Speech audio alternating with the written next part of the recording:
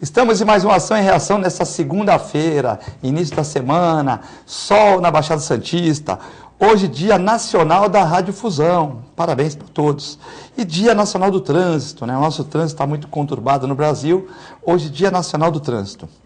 Horário de verão confirmado pelo governo. Vocês que gostam do horário de verão, pegar a prainha até mais tarde, sai do trabalho às 6 horas, vai andar de bicicleta na praia, patinete, horário de verão até mais tarde. Para você que não gosta, que acha que o fuso horário, que atrapalha, vai ter que aguentar mais um ano de horário de verão. Foi confirmado agora pelo governo brasileiro, horário de verão. Político gera revolta ao postar foto indiscreta de mulher no Rock in Rio. Nosso amigo aqui, grande professor Fabião, né? Está aqui na pauta, temos que falar. Eu nem gostaria de falar dessa pauta porque o Fabião é um cara muito engraçado, muito bacana, mas realmente quando você põe no Facebook que você é uma pessoa pública, você tem que tomar cuidado, né? Porque sempre tem as pessoas que te amam e aquelas que te odeiam, né? E aí você põe uma foto com uma traseira de uma mulher deitada e, de repente, as pessoas interpretam. Uma mãe de uma aluna já falou se ele olhava para a bunda da filha dela. Então, eu achei pior até os comentários do que a publicação, alguns comentários. Mas é complicado, né? Nós vamos discutir esse assunto também daqui a pouco. Tráfico impõe lei do silêncio na Rocinha, dizem os moradores. Em época de Rock in Rio, pegando fogo a Rocinha, com militares, muita coisa. Nós temos fotos daqui a pouco, vamos passar também. Artesp aplica multa de 170 mil a Ecovias, após fiscalização da Anchieta. Então, fiscalização da Anchieta, 170 mil de multa. Se vai pagar ou não vai é outro problema, né? Supremo retorna julgamento sobre ensino religioso nas escolas públicas. Mais uma coisa que o Supremo está se preocupando aí. Entre a cruz e a espada, postos médicos em São Vicente reabre após anúncio do secretário de saúde por falta de segurança, né? Até parece que o secretário de saúde não foi colocado lá pelo prefeito de São Vicente, que o prefeito não é parente do Márcio França, que é vice-governador, e que todos os partidos aqui de Santos não são PSDB, PMDB e PSB no Guarujá, que são aliados do governador Alckmin. Até parece que a culpa é do senhor de 71 anos. Daqui a pouco eu vou falar que o aposentado não devia sair de casa. Ó, o senhor estava errado, no horário errado e no local errado, né? Porque eu, se fosse prefeito, eu ia lá, punha a segurança pública e ia fazer meu gabinete lá por uma semana. Eu ia despachar de lá daquele local, você entendeu? Porque eram 7 menores, só um armado. Agora o secretário de saúde, que deve ter o poder maior que o do prefeito, fecha a secretária de saúde. Olha, quem mora na Vila Margarida não pode ficar doente, tá? Se ficar doente, não tem lugar para você se cuidar. Porque tinha um senhorzinho aposentado, coitado, aposentado não faz nada mesmo, né? E o aposentado estava lá e estava no lugar errado. Daqui a pouco é a culpa da população que foi desarmada. Aí está o vídeo para vocês. Daqui a pouco é culpa da população que foi desarmada, daqui a pouco é culpa tal. Você vê, eram vários meliantes, mas só um de revólver. É motivo para fechar 3 equipamentos de saúde? Põe guarda municipal, conversa com o coronel da região, põe policiamento. Agora, se for para fechar tudo assim, a população não pode ficar mais doente? E quem que manda mais, o João, o Cassione? É o secretário de saúde ou é o prefeito? Né? Então, hoje nós temos aqui o roubo, né? E o velhinho falou o senhorzinho falou que a vida acabou ali para ele, né? Acabou a vida para ele. Então, hoje nós temos aqui o professor Cassione, advogado e comentarista do nosso programa, e também o João Vilela, que é comentarista aqui, e advogado e empresário. Hoje é dia ímpar, vamos começar pelo João. João, prazer ter você aqui nos nossos estúdios, né? A pauta hoje está grande, hein? Está grande, está forte. É um prazer estar com vocês, é um prazer, Filete. Uma honra estar aqui com o doutor Vicente Cassione. Eu lembro quando eu estava na faculdade de Direito, cada palavra do Cassione, a gente fica realmente... Participar da mesma bancada dá muita honra, realmente. Professor Cassione, tudo bem? Não. Eu quero primeiro... Com o senhor, né? Com o senhor, não com a população. Bom. Primeiro eu quero abraçar você mais uma vez, em mais uma segunda que estamos juntos. Agradecer ao João pela generosidade, pelo carinho. Eu fico muito honrado de ouvir esses elogios que me fazem, depois de a gente ter andado muito por uma estrada longa, esta chegada a um ponto bem distante, o que é conforto é exatamente esse reconhecimento que às vezes ultrapassa aquilo que eu mereço, e muito aquilo que eu mereço, se é que mereço. A pauta é grande, mas a pauta é única, na minha visão. Nós estamos discutindo o problema de São Vicente, o posto que fecha, o assalto ao senhorzinho, como são chamadas as pessoas hoje carinhosamente, quando ficam com os cabelos brancos.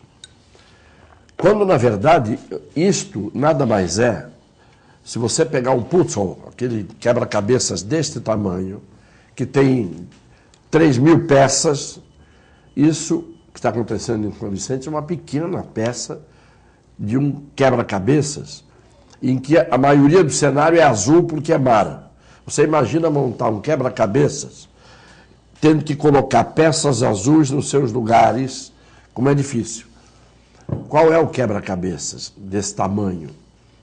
O Brasil está hoje vivendo, finalmente, já o trailer de uma guerra civil. Quando a gente fala Brasil, vai dizer, não, mas em Natal não está acontecendo isso, não está acontecendo isso no interior de Santa Catarina, mesmo no interior do Brasil Central. É que o Brasil, segundo os conceitos geográficos da Rede Globo de televisão, ao longo de 40 anos, o Brasil é o Rio de Janeiro. E já era antes de haver Brasília e continuou a ser depois de Brasília. Porque ali está o foco do poder, que é a Rede Globo de televisão, que entupiu o Brasil durante 40 anos de alienação, de falta de informação e de formação. E a gente chega hoje a um estado irreversível em que as Forças Armadas estão com medo de ingressar na Rocinha. E medo por quê? Porque ou ela entra com grande volume de gente e com grande poder bélico e ela provoca um massacre de milhares de cidadãos inocentes, milhares não, milhões. Porque a Rocinha tem uma população que chega a 1 milhão, passou, está quase 2 milhões de pessoas. Então é uma cidade de grande porte, encravada na zona sul do Rio de Janeiro. E uma cidade sem lei, né? Uma cidade sem lei, cercada, porque é um arquipélago. Imagens aí da Rocinha. Então, é um arquipélago, porque se você passar para o outro lado da Rocinha, você tem o Vidigal. Se você passar para o outro lado, direção leste, você tem Jacarepaguá, zona norte. A leste você tem Maré, você tem Alemão. E todas essas comunidades estão hoje ocupadas por guerrilheiros. O grande problema é que não são traficantes só. São pessoas que conhecem cada toca, cada túnel, cada buraco. Cada morador, cada viela, cada fuga, zona de escape, de tal maneira que é mais ou menos como os americanos no Vietnã. Tomaram uma sova porque invadiram um lugar em que não era praça pública, não era campo aberto.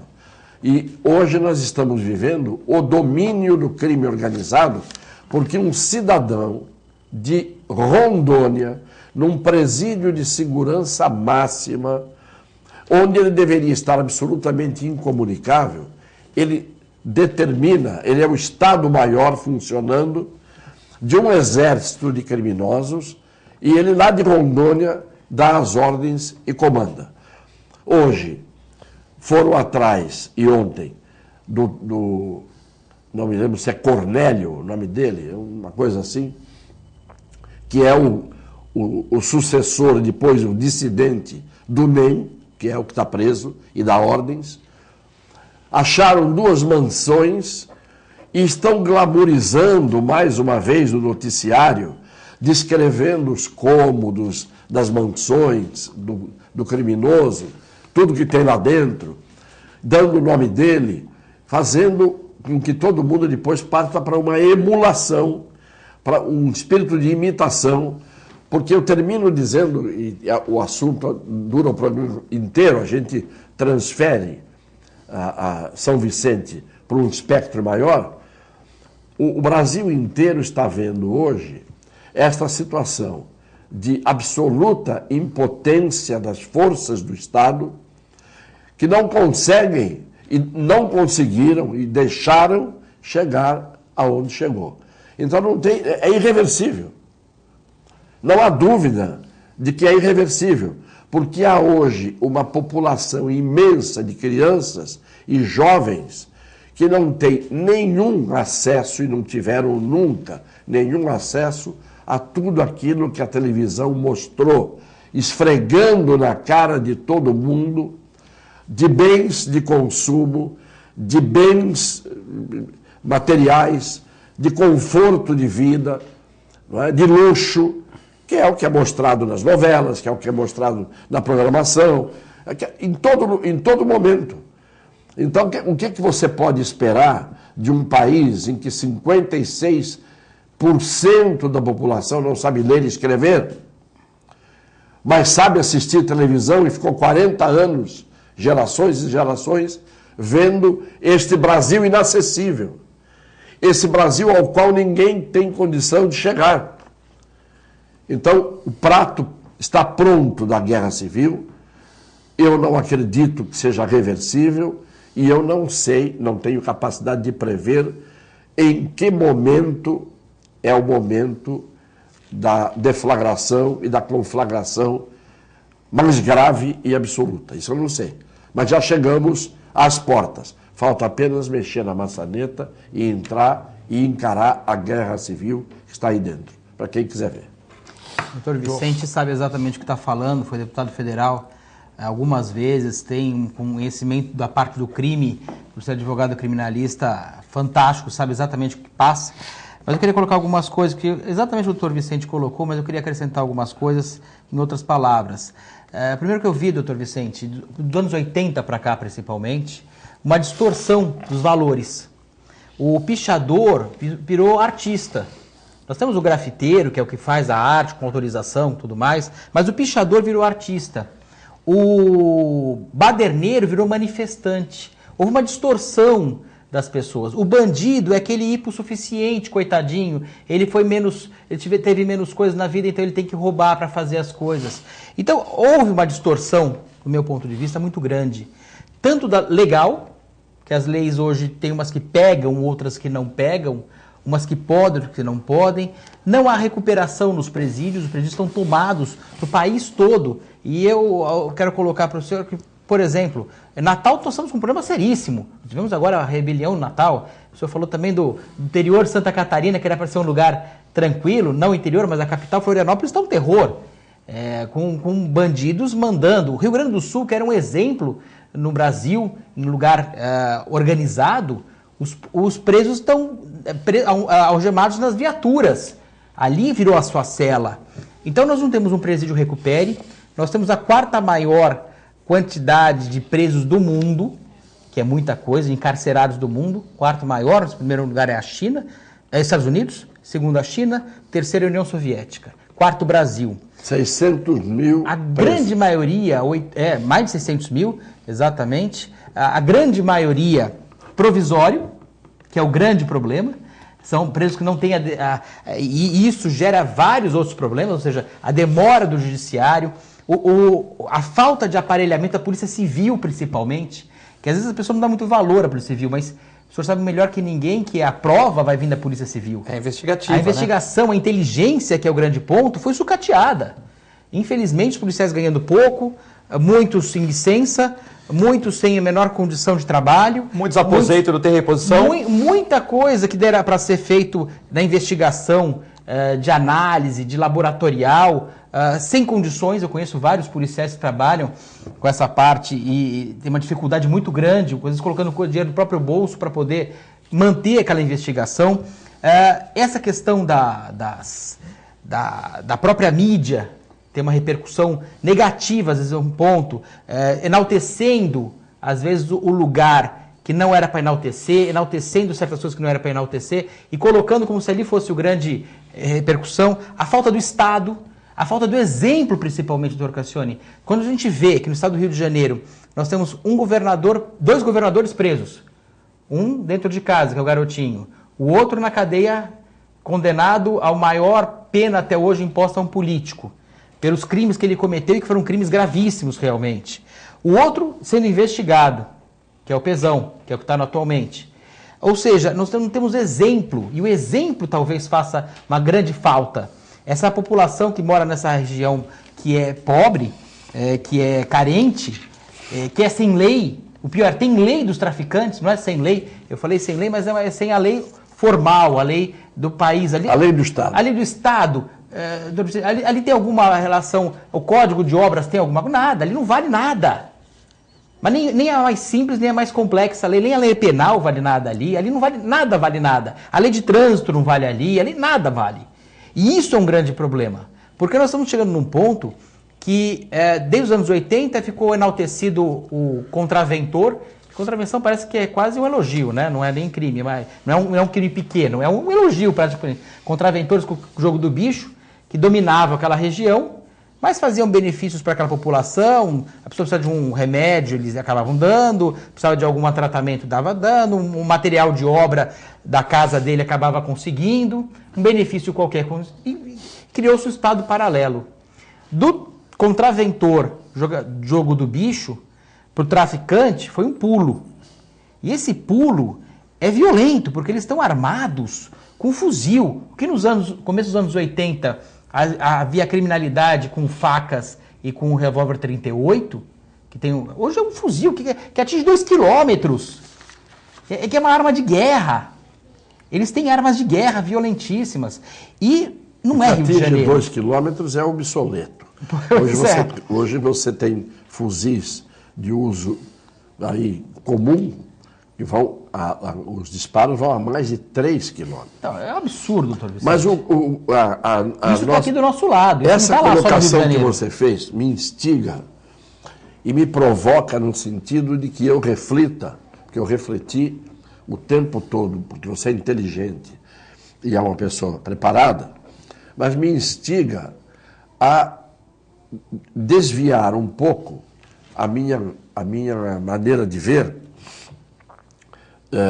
que é a seguinte. Você disse, com propriedade, que lá não tem lei. Nessas comunidades, nesses redutos, não tem lei. Eu digo, mas aonde tem lei? Eu vou claramente dizer por que eu estou dizendo isso.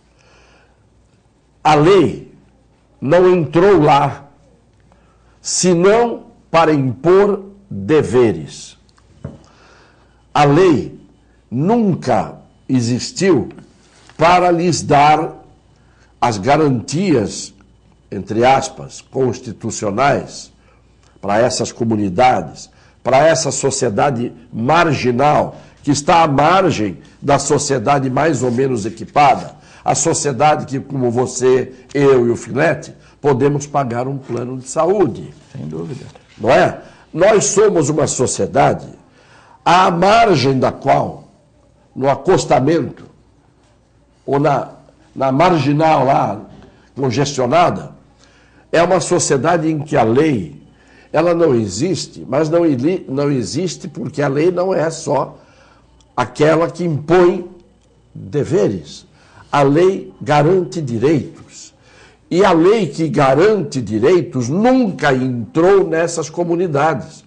Porque o sujeito diz assim, eu não cumpro a lei, aqui não há lei. Mas por quê? Porque a lei que me garante saúde não me dá. Educação? A lei que me garante educação não me dá. Então, quando você percebe que uma comunidade vive à margem da lei boa, vamos chamar assim, que é a lei que tem que fazer com que as pessoas tenham os seus direitos realizados, inexistindo essa lei, inexiste tudo. Porque o sujeito que mora ali, ainda hoje, eu sem querer vi um pedaço de um programa que eu considero odioso, que é o Manhattan Connection, Acabou o programa, entrou o Manhattan Connection.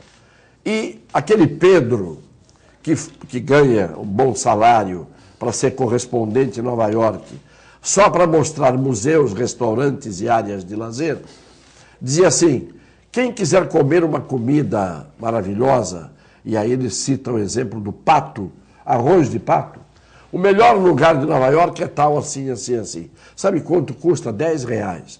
Mas os talheres são de plástico.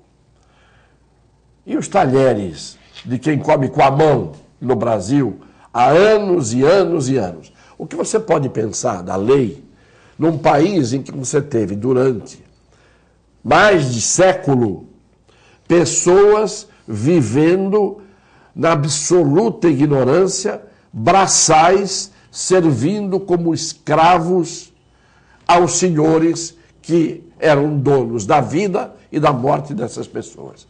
Que herança tem cultural?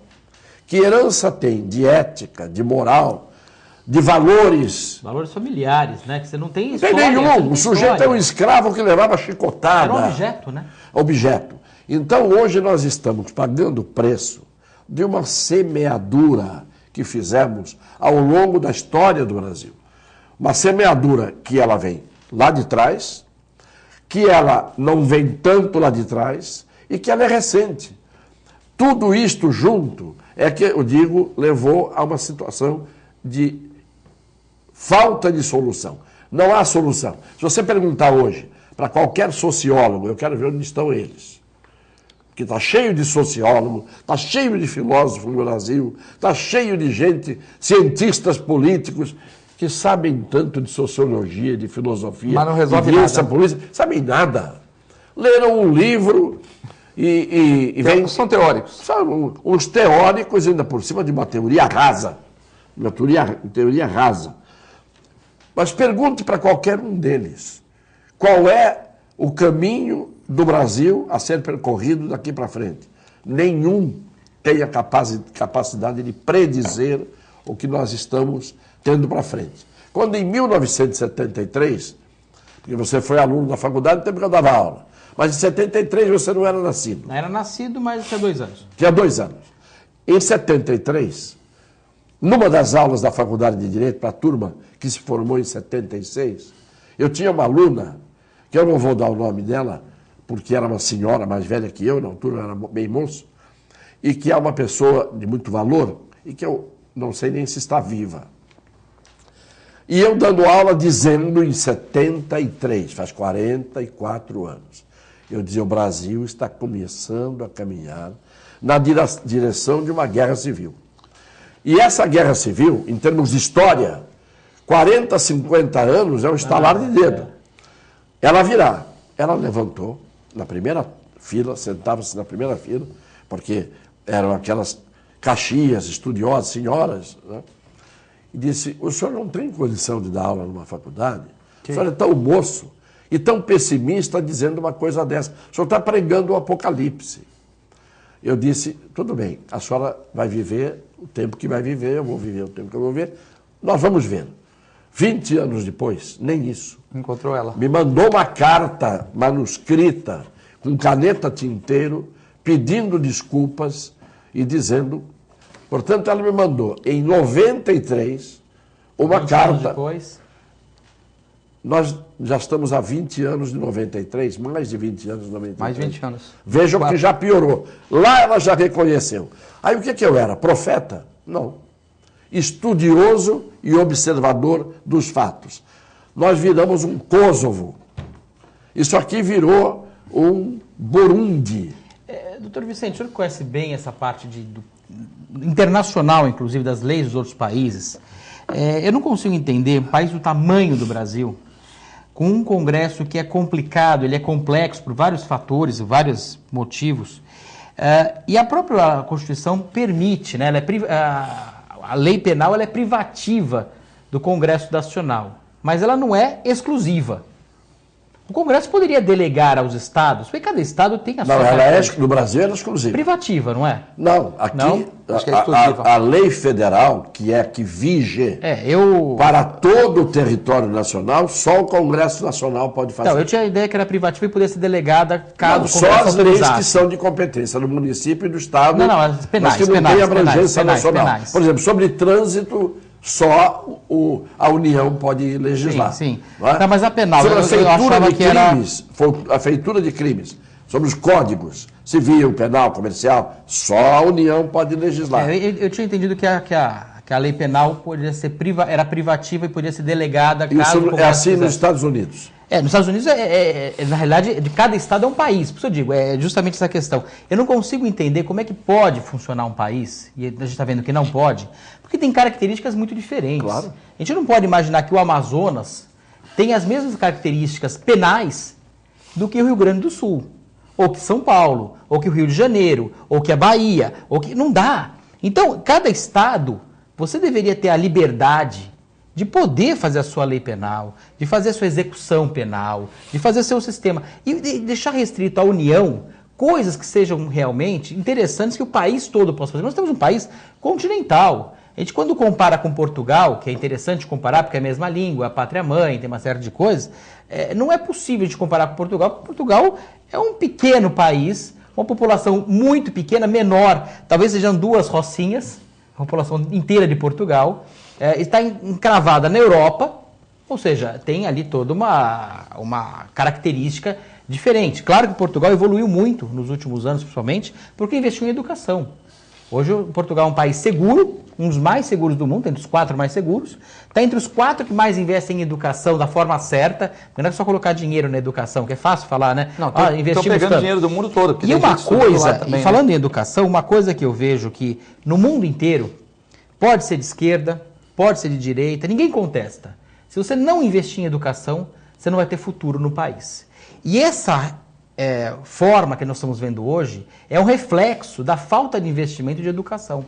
De tantos e tantos anos, de tantas e tantas décadas, até sempre. O senhor colocou um ponto importantíssimo em relação à escravidão no Brasil, o último país das Américas a ter realmente revogada a sua escravidão, ter sido colocada, isso... No fechado. Revogada no papel. No papel. Porque na prática você acaba com a escravidão e diz aos negros: virem-se.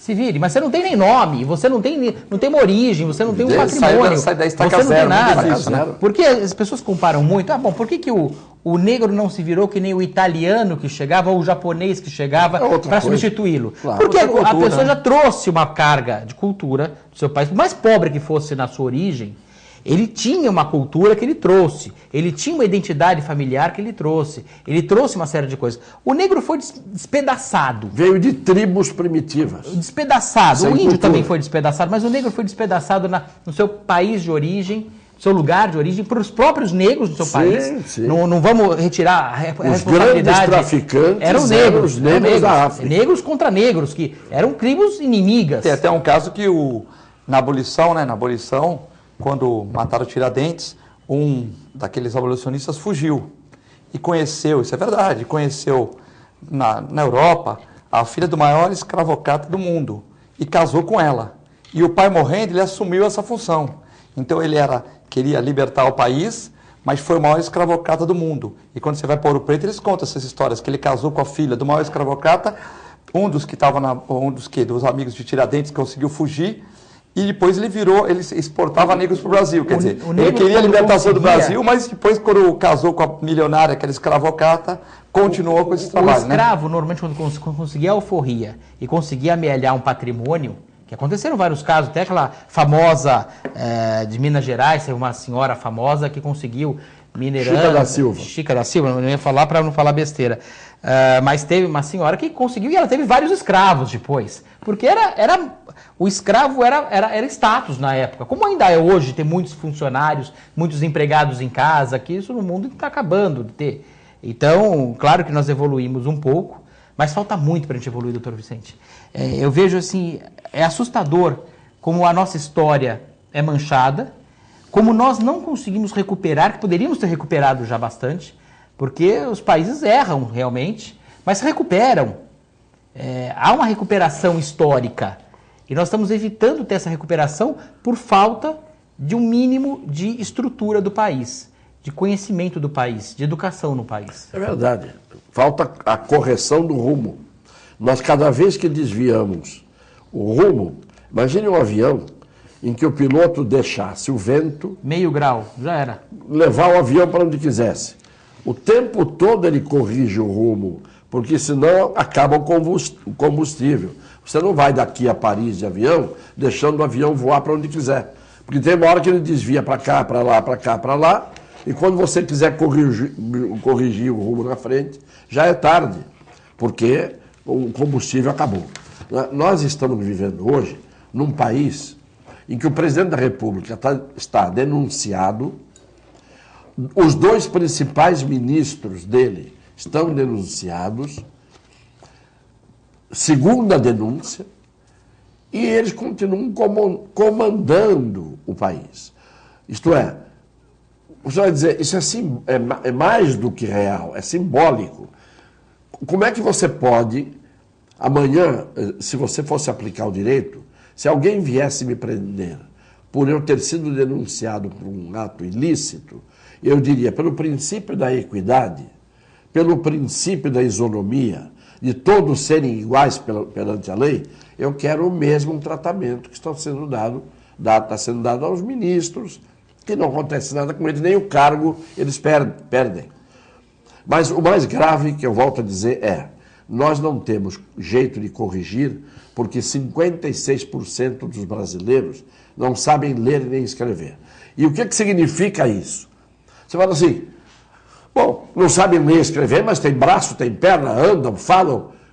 Eles não têm capacidade de entender as coisas. O analfabeto, que é absolutamente analfabeto funcional, que não leu, que não escreveu, que não estudou nem por conta própria, ele não tem capacidade de compreensão. Ele não pode ser nem levado amanhã a fazer uma revolução, porque qualquer um faz dele massa de manobra. Por isso que eu digo que no Brasil, quando estourar uma guerra civil, ela vai ser difusa. Difusa. Cada um vai atirar contra quem quiser, porque não haverá um objetivo. Vamos fazer uma revolução para fazer o Brasil melhorar. Não, vira um caos. Entendeu? É um tiroteio na região de cegos. Todo mundo vai atirar contra todo mundo. Eu quero pedir desculpas aqui pela minha... Tá tudo tranquilo. Pelo meu nariz e pela minha garganta. Nós vamos ter que chamar um intervalo, doutor Cassione e doutor João. Lembrando que você pode passar um WhatsApp com perguntas para o doutor Vicente Cassione, para o doutor João Vilela, pelo 997 11 5545, ou ainda, como já chegou um monte de perguntas aqui, pelo telefone 32 25 6538. É muito rápido, continue com a gente.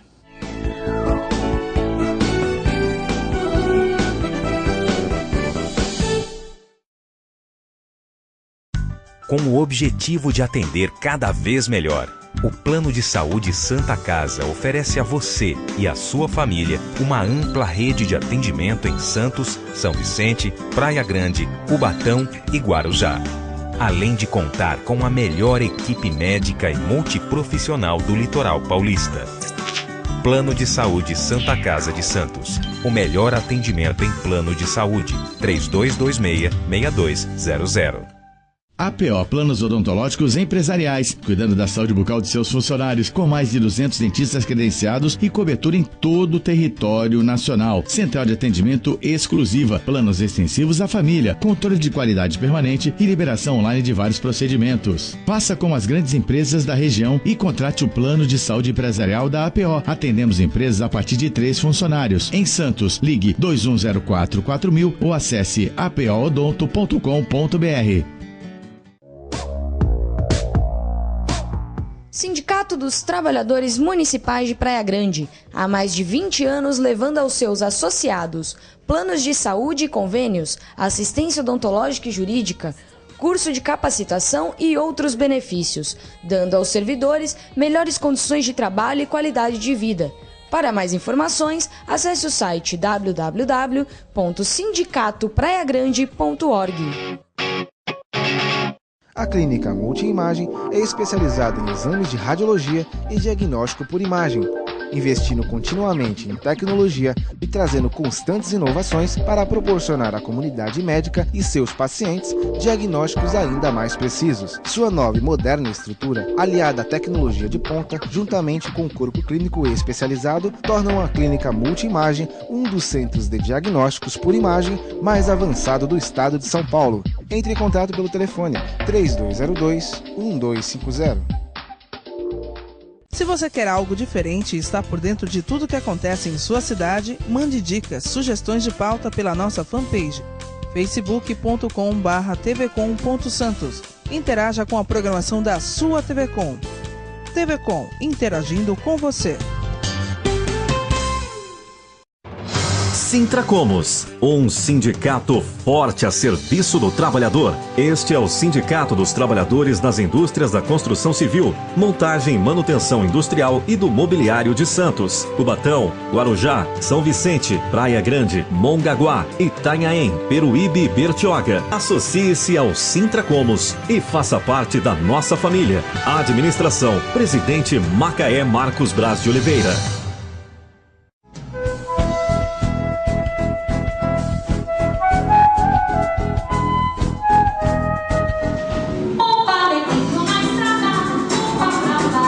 Sábado, 30 de setembro, às 9 da noite, no Teatro Municipal, será realizada uma única apresentação em Santos do show Encantos de Elis, protagonizados pelas cantoras Nádia Soares e Rafaela Laranja. Com músicos da nossa região, o show traz um repertório canções que marcaram a carreira da grande intérprete Elis Regina.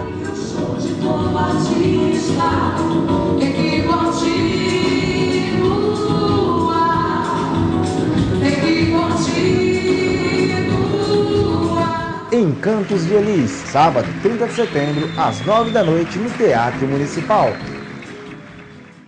A melhor programação, RVD. Mande a sua mensagem para o nosso WhatsApp 13 997 72 8946. Peça sua música, mande seu recado e concorra a muitos prêmios. Rádio RVD, música e esporte para você.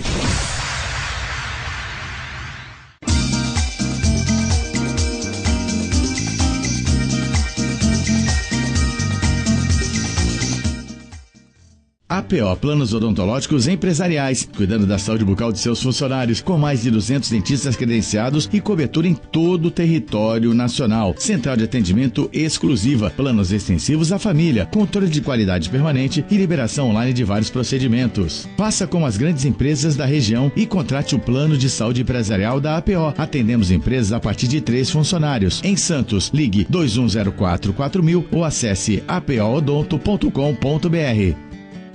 Ao verem uma criança pobre e doente, todos querem cuidar dela. Mas você sabe como? O Saúde Criança sabe. Cuida da saúde e do remédio da criança. E também da educação, do emprego dos pais, dos documentos da família, da condição da casa. E cuidando disso tudo, cuida de verdade da saúde da criança. Em 21 anos, o Saúde Criança já cuidou de 43 mil pessoas. E com sua ajuda, pode cuidar de muito mais. saudecriança.org.br. Conheça, ajude.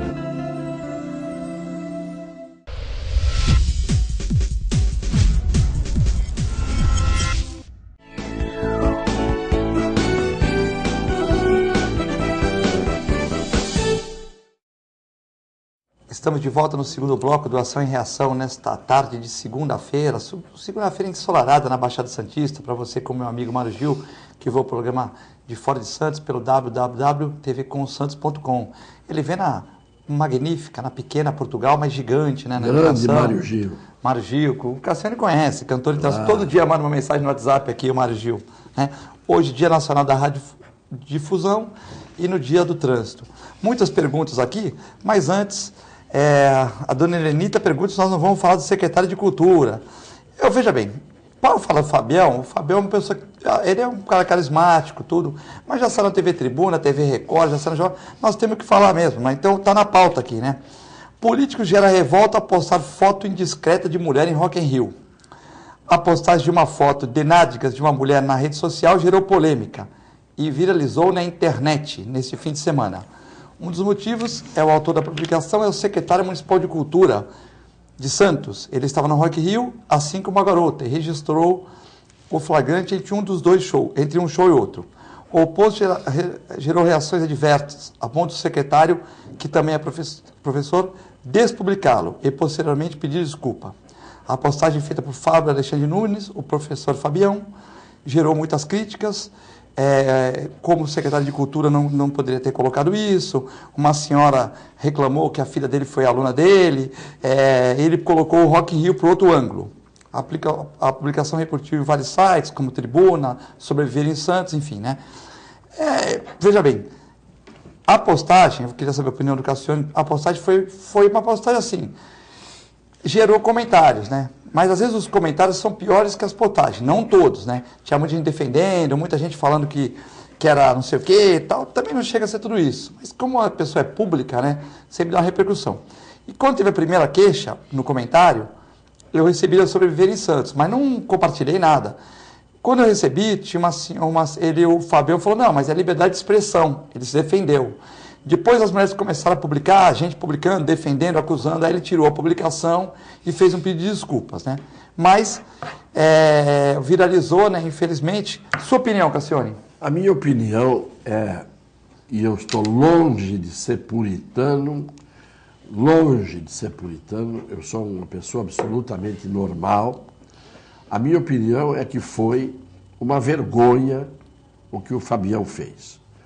Uma vergonha por quê? Primeiro, porque quando o indivíduo ocupa um cargo público, ele tem que ter algo que todo mundo fala e repete: conduta com decoro. Ele quebrou o decoro porque, como secretário de Cultura de um município, Santos, que não é Camanducaia, e se fosse também não podia fazer, ele não tem 30 centímetros de altura, o Fabião. Então, a foto foi tirada de baixo para cima.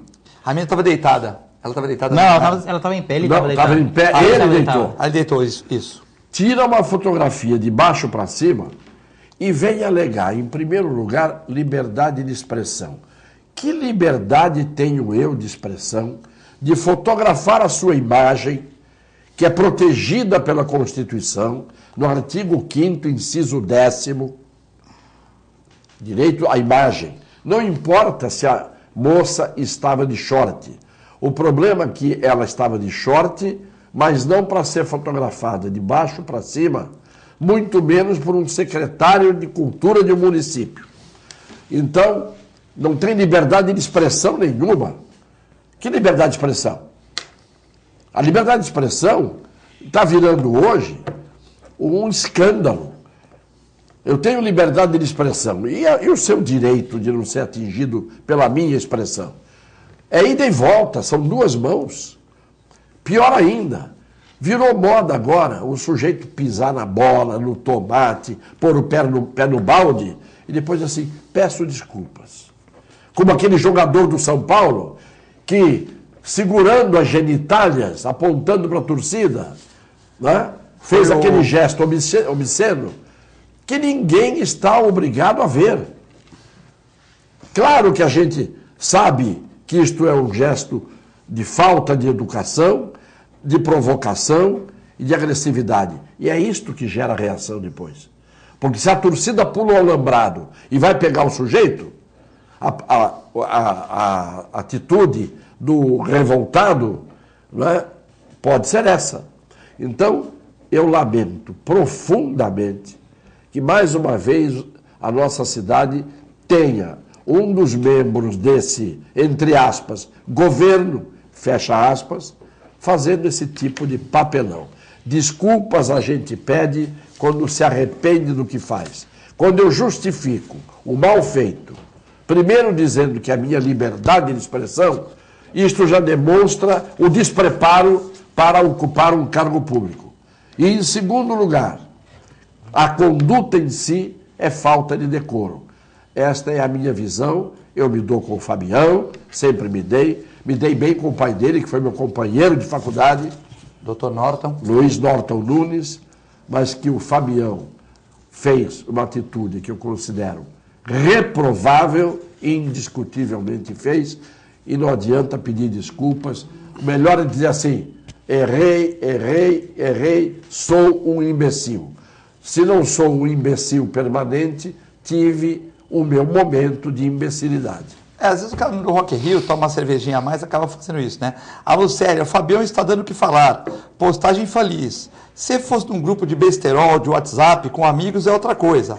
Mas numa publicação dessa, como secretário, ficou com problema, né? Tem aqui também o Jaur de Palmital, que está vendo o programa. Manda um abraço para o Cassione e João. E a Elizabeth do Boqueirão. Filete, voltou o horário de verão, você anunciou. Vou ter que acordar às 4 horas da manhã. A Elisete que é guarda.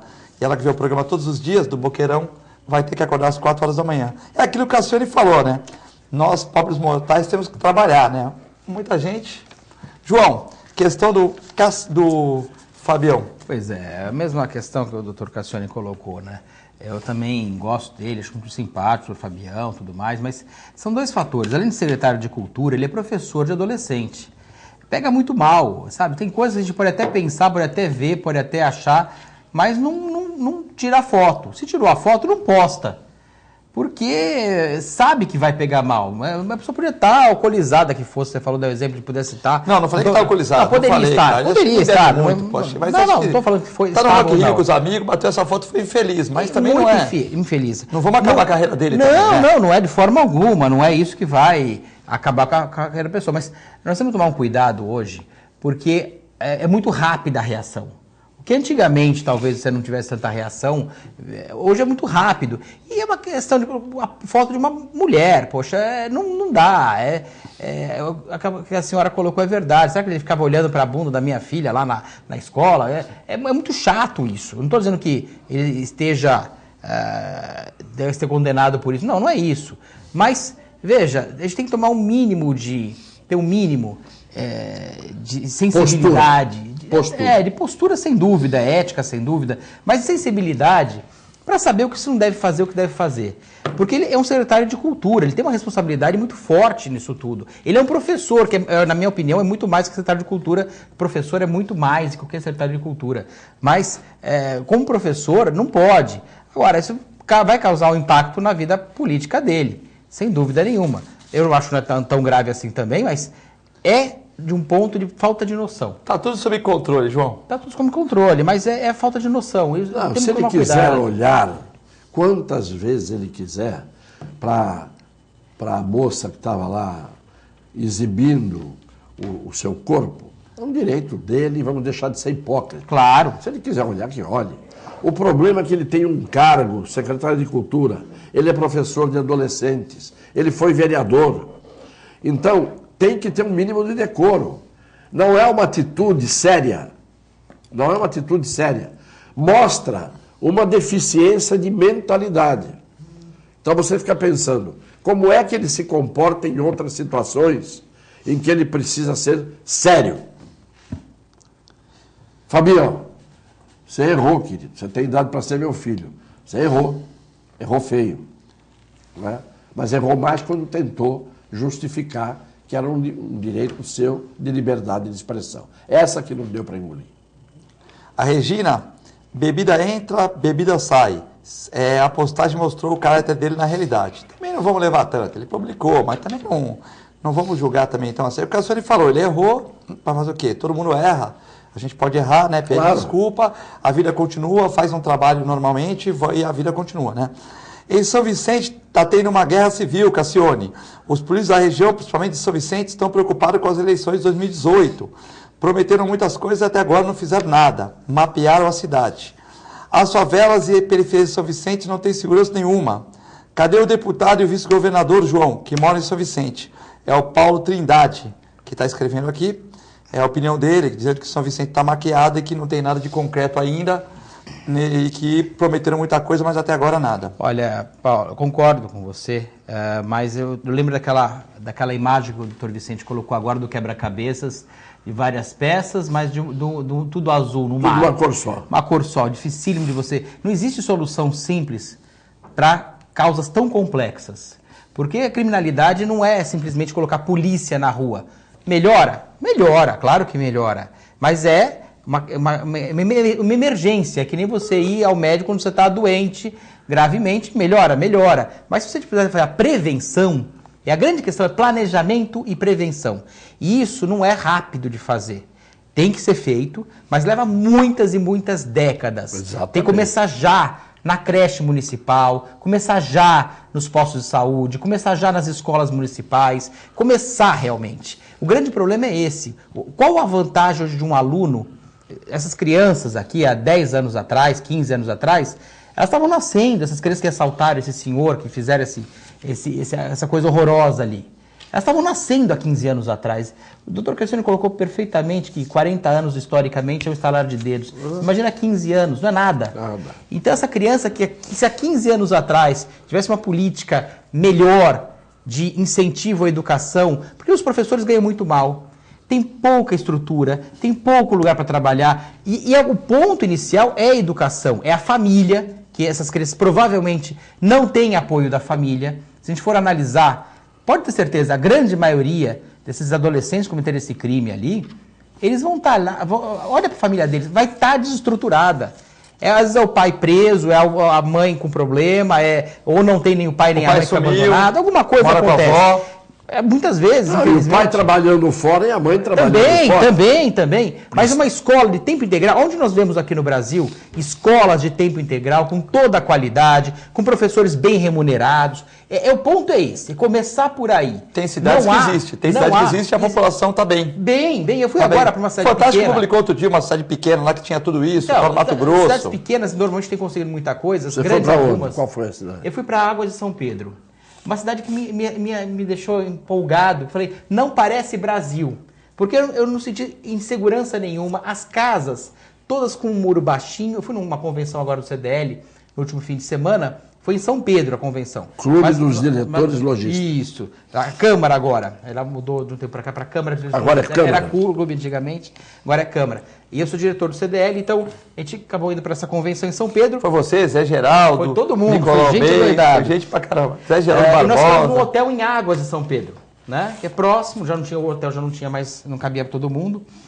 E eu me assustei, doutor Vicente, positivamente, que a gente pode se assustar negativamente e positivamente. Foi positivamente, quando eu vi que as casas não tinham grade.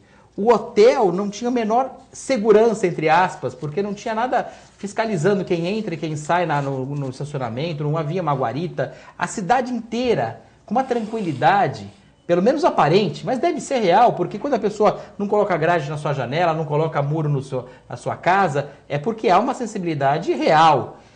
Isso me deixou muito infeliz. E eu comecei a conversar, peguei ali uma charretinha para passear com a minha filha na cidade e fui conversando com o charreteiro. Eu queria que ela andasse no cavalinho, que tivesse uma charretinha.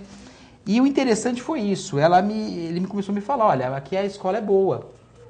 Aqui é uma limpeza muito grande, os postos de saúde são eficientes. As coisas funcionam bem. Então, isso dá uma diferença realmente na cidade. Então, sem educação, sem iniciar pela educação, sem o Estado estar presente na infraestrutura básica, eu não vejo possibilidade da gente reverter esse quadro. A gente vai enxugar gelo. A polícia estando lá, é importante, mas vai prender aquele cara que cometeu aquele crime, vai levar para aquela cadeia, que o senhor sabe muito bem, que não recupera quase ninguém. Eu vou colocar quase ninguém, porque sempre tem quem acaba recuperando de alguma forma ou de outra, mas é quase ninguém, que vai ter influência do crime organizado, que vai ficar naquele lugar sem uma condenação definitiva, vai levar muitos e muitos anos para ele ter uma condenação definitiva, e vai voltar pior do que foi às vezes. Não vai ter um trabalho. Duas coisas que eu vejo no Brasil. Estudo, que a gente tem que ter. Eu não consigo ver um país indo bem sem uma escola de extrema qualidade, escola pública de extrema qualidade. É o ponto importante. E trabalho. As pessoas darem valor ao trabalho. Hoje a nossa experiência, a nossa visão é diferente. Nós temos um problema sério. A gente olha, quem são os empresários que deram bem no Brasil? Os corruptos. Quem são os políticos que deram bem no Brasil? Os corruptos. Deram bem entre aspas, muitas aspas. Mas as pessoas que deslancharam no país foram os empresários corruptos, os políticos corruptos, todos corruptos ganharam muito dinheiro e ganharam importância. Até os bombeiros, que era uma imagem imaculada que nós tínhamos, no Rio de Janeiro, os bombeiros estavam ali naquela situação de corrupção. Vendendo alvará. Vendendo alvará, por uma lei também que foi muito mal feita, por sinal. Mas... Em compensação, ontem, um ex-bombeiro, voluntariamente, emocionado, se deslocou por conta própria para ajudar a apagar o incêndio da Serra da Bocaina. No Bananal lá, então, né? a gente não pode...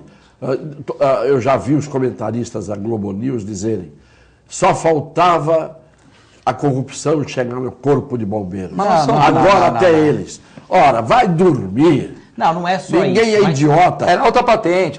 Mas é que é isso, claro. Baixa patente aqui. Mas eles já de cara picham, entendeu? Muitos desses jornalistas, se você der um emprego e der para eles um salário de 50 mil reais por mês para assessorar, para ser assessor de imprensa de um deputado ou de um senador ladrão, ele aceita. Ele vai. Tem um que ganha dinheiro até hoje, né? Claro. Bom, quando o mundo vai enfrentar o tráfico de drogas a partir da conscientização das pessoas contra o vício, do Uriel Vilas Boas?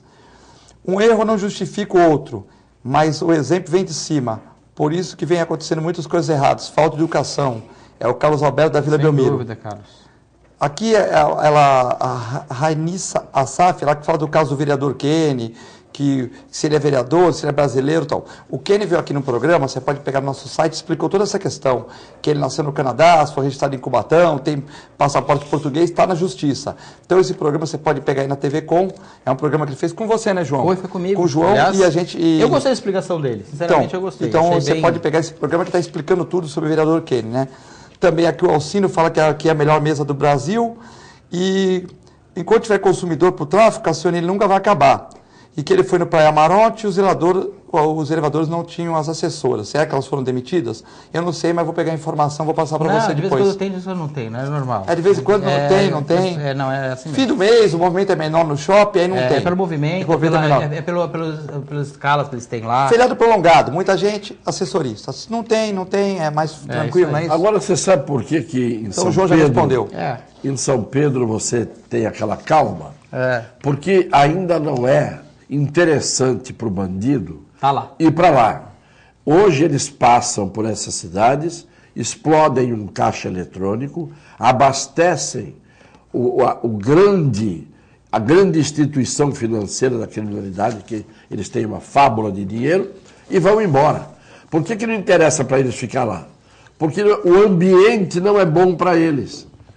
Eles estão acostumados a viver num ambiente do baile funk, exatamente. Onde eles têm aquele desregramento social.